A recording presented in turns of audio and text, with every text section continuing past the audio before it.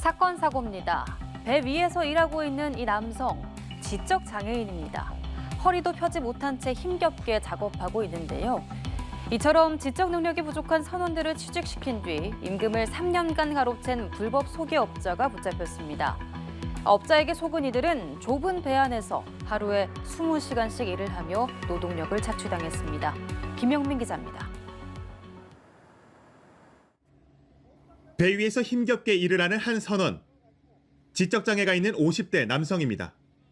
이 남성, 지난 2019년부터 약 3년간 제대로 된 임금을 받지 못하고 뱃일을 해왔습니다. 불법 소개업자인 A씨가 남성이 받아야 할 돈을 중간에서 가로챘기 때문입니다. A씨는 선주들에게 남성의 보호자로서 본인이 돈을 관리하고 있다며 직접 임금을 받았습니다. 자기 사무실로 데려와서 숙식을 제공하고 그 숙식을 제공한 것에 대해서 나중에 채무를 지게 한 후에 선원들을 서해안 통발 어선에 승선시키고. 피해자는 이 남성뿐만이 아니었습니다. 경계선 지능장애를 가진 선원 2명도 A씨로부터 임금 착취에 폭행까지 당했습니다. 이런 방식으로 A씨가 3년간 빼돌린 돈은 약 1억 3천만 원, 벌어들인 돈은 유흥비나 불법 도박으로 사용했습니다.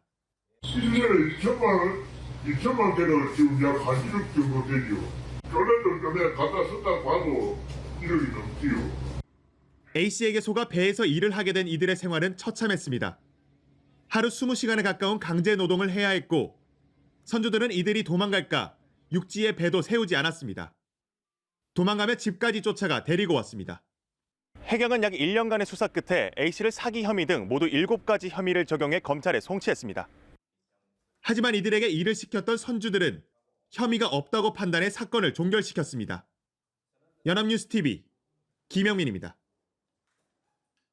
다음 사건입니다. 한 조직의 설명회 자리에 많은 사람이 모여 있습니다. 대부분 고령자인데요. 이 조직의 발표 자료를 보면 운용체계라며 피라미드 형태로 구성원을 분류하고 있습니다.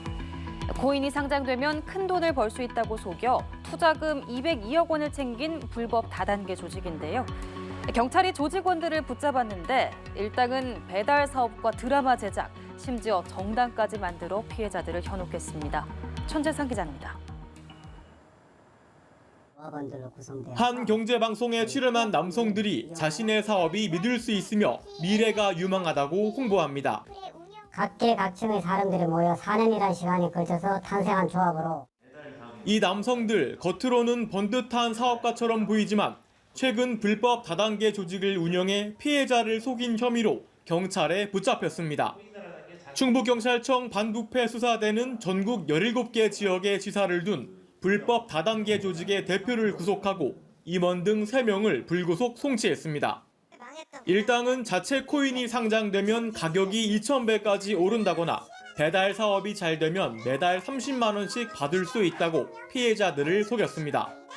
또 드라마 제작에 참여하는 등 각종 사업에 손을 대고 심지어는 다단계 조직에서 국회의원을 배출할 수 있다고도 홍보했습니다. 일당은 세력을 부풀리고 피해자를 더 끌어들이기 위해 실제로 정당을 만들고 일부 지역에 이같이 사무실까지 차렸습니다.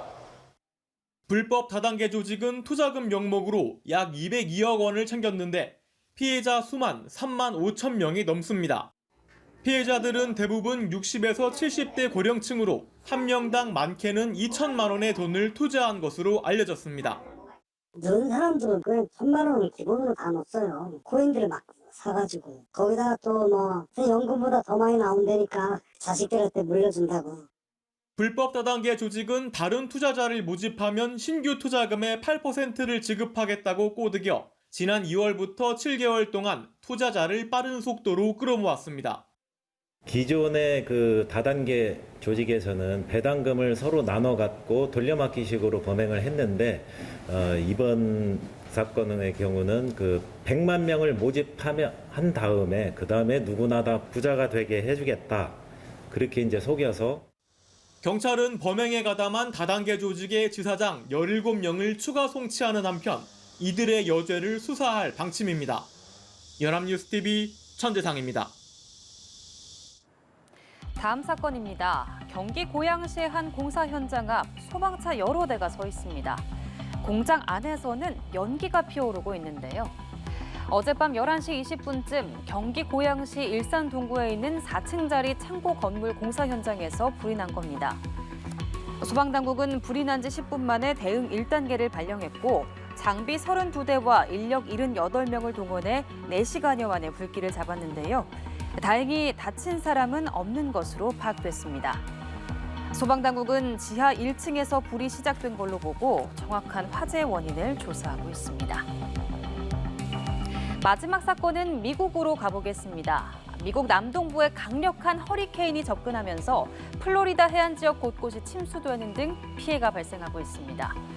도로 위까지 바닷물이 넘쳤고 차들이 위태롭게 그 위를 지나다니는데요.